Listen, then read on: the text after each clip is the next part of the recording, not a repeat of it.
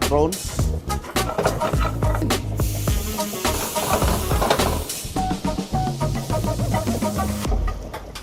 And ngayon nandito na tayo sa pinaka-exciting part. Alam mo, Chef, kagabi pa ako hindi kumakain dahil sobrang excited ako na magkain na ito.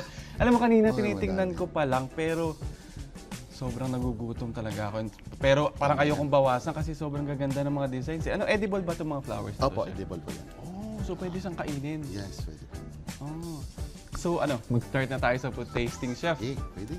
Okay, anong unahin natin? Gusto mo itong unahin? Okay, ito yung pinagmamalaki ni Chef Yes. na naging bestseller sa Europe, hindi ba ba? Ano nga pong pangalan nito ulit? Khachapuri. Khachapuri. Khachapuri. So, tikman natin. Ito yung may cheese, Chef, Sa sa ilalim. ilalim. So, ikaw rin yung gumagawa nito ngayon? Sa amin din yan. Yung cheese niya sa amin din yan. So, yung iba, ang cheese ay nasa taas. Yung sayo, meron din sa ilalim. So, yun yung pinagkaiba niya sa mga normal Sa mga na. normal na pizza. Hindi katulad ng ibang pizza rin na medyo marami silang nilalagay. So, ito, nag-focus ka lang talaga sa lasa ng cheese, Sa lasa ganun. ng cheese. Sige. Tikman natin kung ito yung pinagmamalaki ni Chef eh.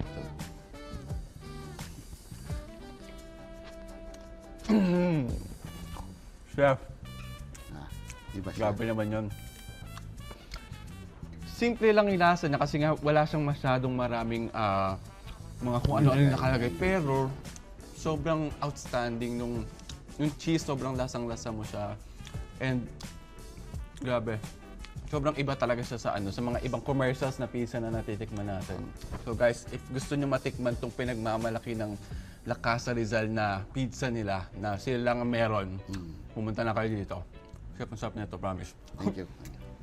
Khachapuri. Tapos yung cheese niya, Chef, para siyang kesong puti. Parang ganun po ba siya? Or, Oo, kisong puti yan dito sa atin. Doon sa kanila. So, tinis ko lang yan kasi doon sa maalat yan eh. So, pagdating ko dito, binalot. Tinitikan ko ng konting Filipino lasa. Filipino taste. So, yun. So, kisong puti ang ginamit ko. So doon, gumagamit din kayo ng mga gatas mismo ng... Gatas din. Doon kasi yung cheese na gamit na Solgoni. So, di mo makikita dito yan sa atin. So, pero na-find out ko, yung Solgoni, yung procedure, parang pareho lang sa Sa kesong puti. Sa kesong puti. So, kesong puti ang ginamit ko. And Filipino made pa talaga. Yes.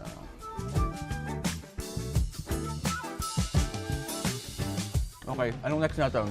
So, Ito po. Ano naman po ito? ito yung ang tawag ng deconstructed sisig. So, Deconstructed sisig. bago natin yan, And may poached egg siya sa... kasi Poached egg. ang iba kasi 'di ba fresh yung egg. So ayokong gumamit nito kasi baka magkasalmonella. So ginawa ko pinoch ko muna. So ngayon, ito yung tail dyan. Hangin natin yan. Tapos pag ganun mo siya. Wow! Ang ganda. Sabay mix. So, yung traditional na paghalo pa din ng sisig, di ba? Oo. Pero ito, mas social lang yung version nila. Kasi naka-poached egg yung egg nila. Tapos meron itong homemade instead na liver spread, ang nilagay namin homemade duck liver pati. Ano po Liver, ito? duck liver. Liver siya ng duck. Ah, Oh, so kakaiba parang siya. siyang pogra.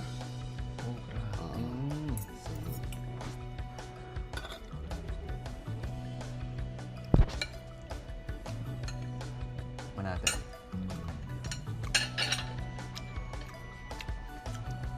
Crispy, crunchy. Sarap. Tapos kasi, Chef, for me, yung liver niya, since yung liver ng ibang sisig is pork, ito mas lighter yung lasa ng liver niya.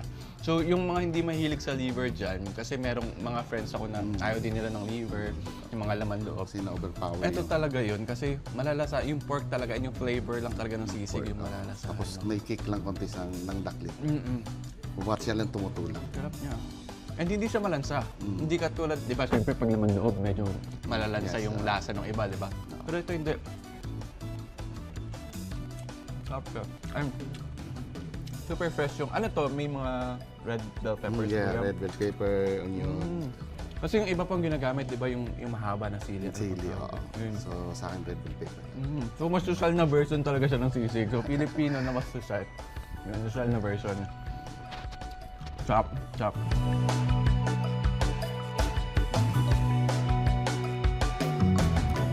Okay, next tayo, chef.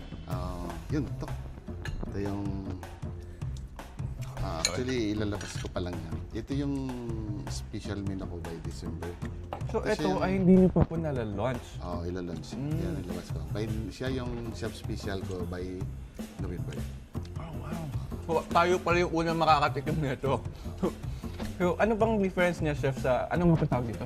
Lakasal, fried rice Fried with rice prawn. with prawn. So, parang sinangag siya na may Sinangag may hipon. hipon. So, anong pinakaiba niya, chef, sa ibang fried rice? Dahil sa sauce niya, very special yung sauce. Natawag sa sauce niyan, sa Chinese superior sauce. Pero that's my version ko ng superior sauce. Na pwede sa lahat na ano siya. Parang multi-purpose, all-purpose sauce siya, parang Pero gano'n. sa Chinese, pang lobster siya yung tawag na superior sauce. Pang lobster. So, since hipon naman yung gamit natin, and medyo mas mahal nga naman yung Na lobsters. So kasi, siyempre parang ngayon lang ako nakakita ng fried rice pero may sauce. Okay. Sige, tikman natin yan. Nanginayan ko si Ryan, chef. Nakakain ba to, chef? Okay, mamaya. Natin.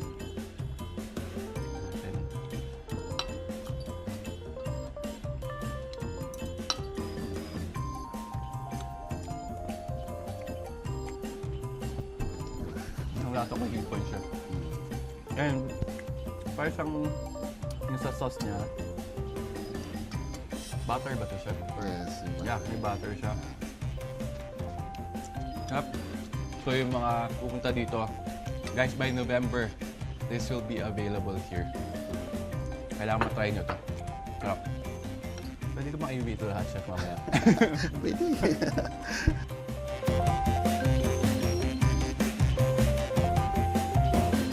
So anong next natin, chef? Ito is ang next. Ito yung famous ko rin sa Europe. Filipino, lechong kawali, pickle express sauce. Lechong kawa. In-offer nyo po din to, chef, available. sa Europe or Sa ngayon lang? Europe, sa Europe, ang din dito. Ito yung medyo mabenta rin to, chef, di ba, sa Europe? Buti nagustuhan nila to, chef, kasi parang Bicol Express yung sauce niya, di ba? So, hindi naman sila familiar masyado doon. Tapos nagustuhan lang yung blend ng... In-adjust ko lang yung spices. Pero yung gata sauce, yung wala sa kanila yun. Yun ang nagulat sila. Wow. Kasi usually, di ba? Kapag mga lechong kawali, ang sauce niya ay mga liver sauce. Hindi po ba? Yes. Pero ito, dito, ang sauce nila is Bicol Express. Bicol Express sauce. So ngayon lang tayo makakatikim ng ganun. So, tikman natin to.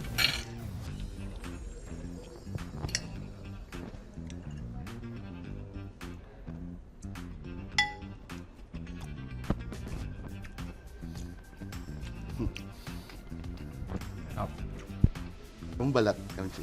Yung balat. Tikman natin. Tikman natin itong balat. Oh, crunchy nga niya.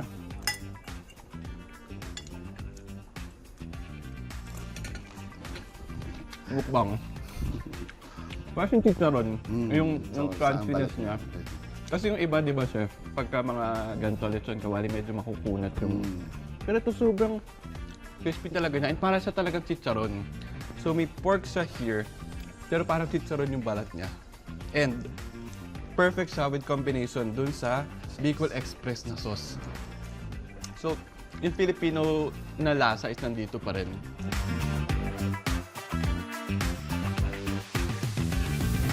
Anong next natin, sir? Ito naman yung special maki namin. Mayroon siyang salmon, tapos cheese. Ano pong pinakaiba niya sa mga normal na Japanese na maki? Ito kasi parang overload na yung yung ingredients. Actually, oo nga. Parang nakikita ko Kaya- kasi, normally, wala naman siyang... Cheese po ba to, chef? Sa taas. Pero dito, may cheese sila sa taas. Favorite ko pa naman to, chef. Okay, tignan natin. Sila na. May sauce ba? May ano pa. Hindi kahit wala ng sauce. Oh, may sauce pa pa yun. Ito lang sauce. Okay na. Super loaded yung flavor niya. Yung sweetness from mango to. Nandun lang. Hindi siya Yung- nag-over, Yung salmon, yung crab sticks. Crab stick po ba to or shrimp? shrimp. Shrimp. Yung shrimp. perfect pa siya dun sa toppings na cheese. Mm. So, parang wala ka nang hahanapin. Lahat nandito na. Nilagay na lahat ni chef dito. Super perfect. Ang sarap.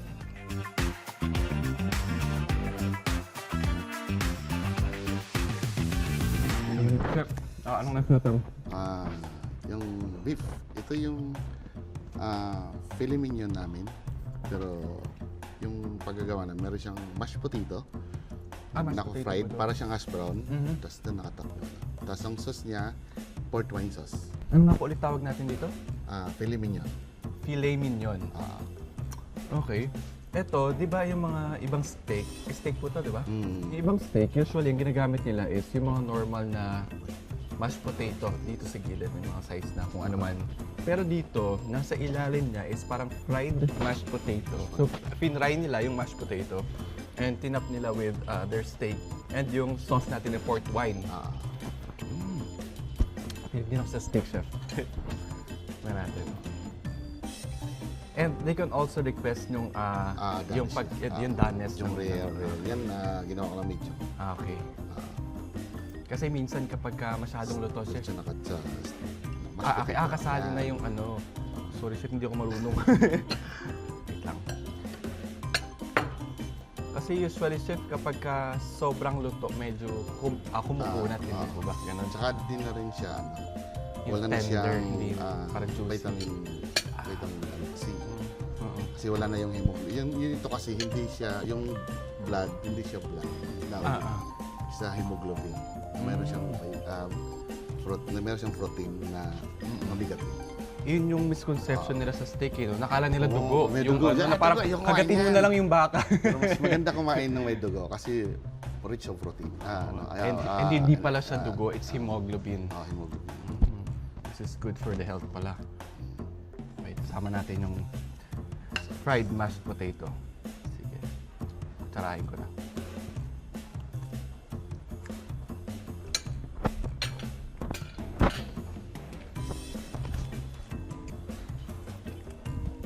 Yung wine niya, yung port wine niya is parang yun yung medyo maasim po ng konti. Diba? Mm. So yun yung nagbibigay ng twist yun sa mismong steak and also dun sa fried mashed potato.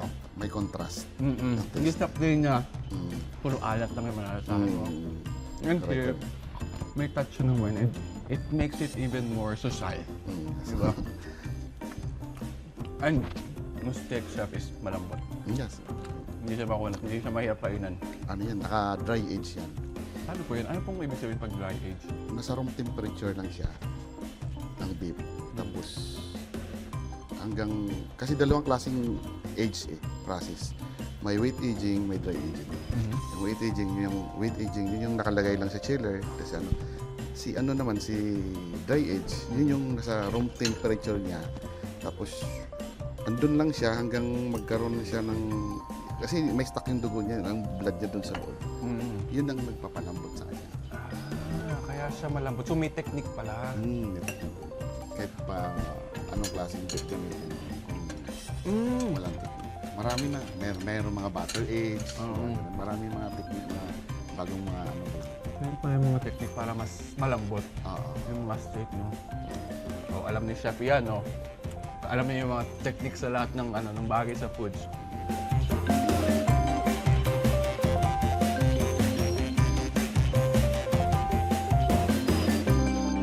Ano pa, chef? Meron pa ba tayong titikman? Dessert na.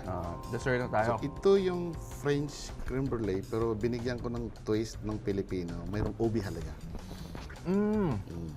So, French cream brulee siya. Pero, sa ilalim niya, sa loob niya, May ubi halaga. may ube halaya. So, May twist pa rin ng Pilipino. touch ng Pilipino Touch talaga. ng Pilipino. Mahilig kasi ako sa ube, lalo na yung kapatid ko rin sobrang hilig sa ube. Okay. Malambot siya. Ano po ba ibig sabihin pag creme brulee? Parang custard base. Kumbaga sa atin, ang creme brulee, parang siyang leche plan. Parang gano'n.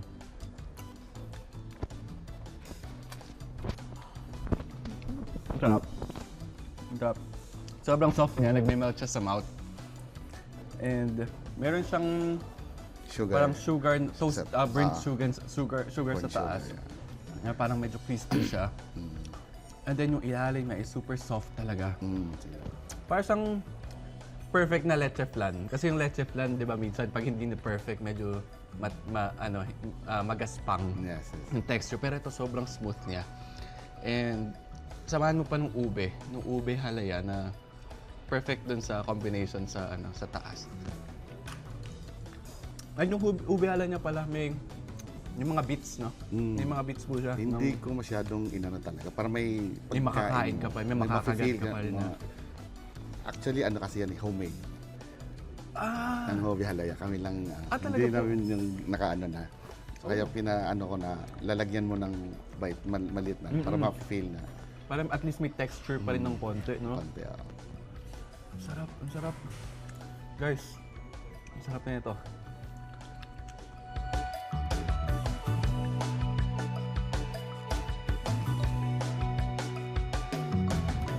So yun guys, natikman na natin yung mga pinagmamalaking luto ni Chef.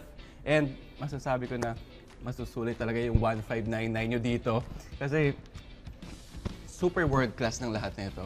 Yung iba dito, very international cuisine pero may touch of Filipino taste. Pero sobrang world class talaga. All in all, Chef, maraming salamat po. Sobrang sarap po ng mga pagkain nyo. And guys, kung gusto nyo ring matikman lahat ng yan, nandito lang yan sa Casa Rizal, sa Rizal Park Hotel. Abangan namin kayo dyan.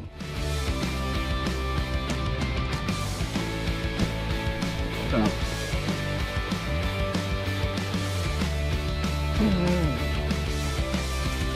Mukbang. So yun, natikman natin lahat ng mga putahe na in-offer sa atin ng La Casa Rizal. Dito ni Chef Bendo, and sobrang sasarap lahat ng pagkain nila. Yung mga foods nila ay mga sosyal na pagkain pero may touch pa rin ng Filipino taste. And all in all, approve lahat. And dahil dyan, makita-kita po tayong muli sa next adventure, next escape. Dito lang po yan sa Metro Escape.